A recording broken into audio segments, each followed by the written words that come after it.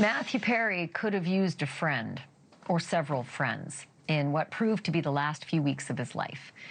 Instead, he had Dr. P, a.k.a. Salvador Plasencia, a now former doctor who admits that he fueled Perry's raging drug addiction with an illegal supply of ketamine. Ketamine is illegal as an anesthetic, but Matthew Perry used it like a street drug to fight his depression. And when his regular doctor refused to up his dosage, Dr. Plasencia was happy to oblige, charging $2,000 for a vial that cost him only $12. At one point, Dr. P texted an accomplice, and I will quote, "I wonder how much this moron will pay. Let's find out," unquote. You may recall 5 people ended up charged in connection with Matthew Perry's death back in October of 2023, and all 5 have pleaded guilty. But today, the ex-doctor, Plasencia, was the first one to be sentenced. He could have gotten 40 years in federal prison, and the late actor's family made it clear they think he deserved every minute of that. Matthew Perry's mother, stepmother, and sisters spoke in court.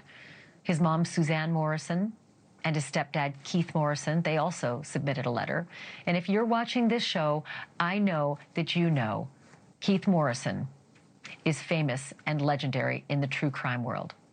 He's with NBC's Dateline, but you have never heard the Morrisons like this. Their letter says in part, "How do you measure grief?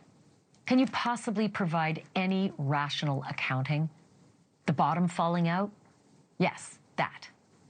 Here was a life so entwined with ours and held aloft, sometimes with duct tape and baling wire, with anything that might keep that big, terrible thing from killing our firstborn son and our hearts with him.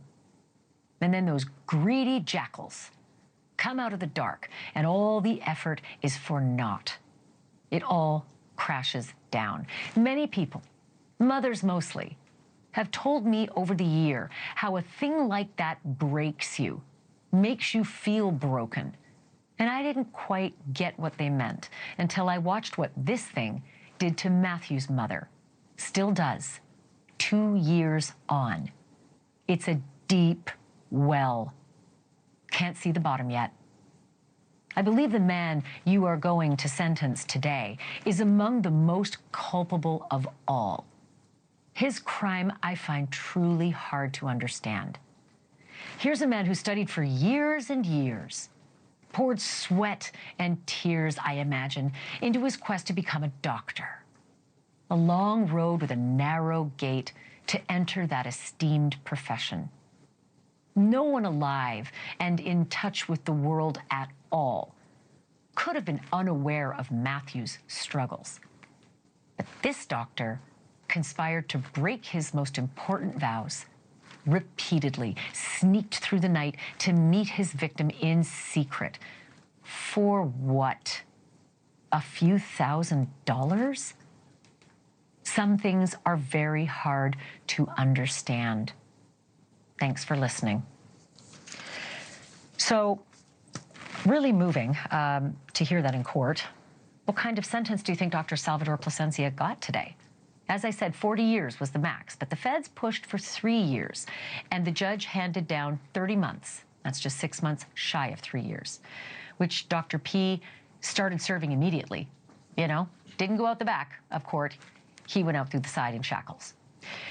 Next to be sentenced is the so-called ketamine queen, Jasveen Sangha. And that's supposed to happen a week from today. And yeah, we'll be watching. Thank you for watching. Subscribe below and download our NewsNation app right now on your phone, and you will get fact-based, unbiased news for all Americans.